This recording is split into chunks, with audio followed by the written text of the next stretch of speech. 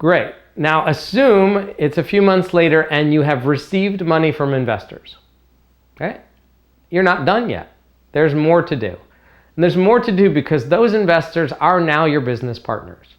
You now owe them updates on how your business is doing. Right?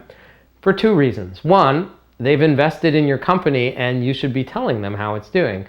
But two, and more importantly, you probably will need more money later. Right? Most companies need more than one cash infusion. Even when you think you don't, sometime in the future you may see an opportunity, and the only way to seize that is to raise some more money. So the easiest way in sales is to go back to existing customers. And the easiest way to get more money in fundraising is to go back to existing investors. So the way to keep those customers happy, in this case investors, is to keep them in the loop.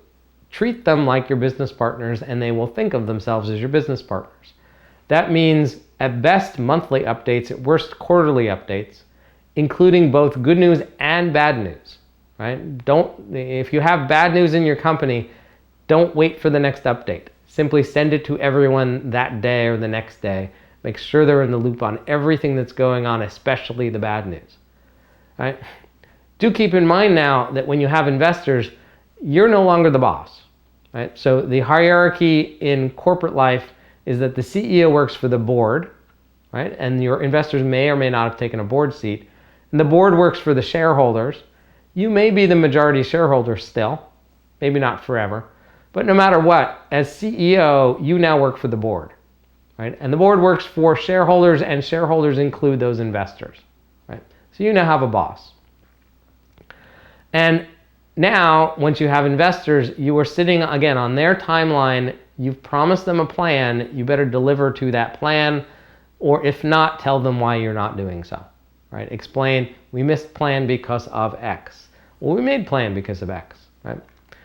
You need to keep in mind that once you've taken investors' money, this company is no longer under your complete control. You have now ceded some of that control along with the ownership to those investors, and you need to treat them as if they are your business partners.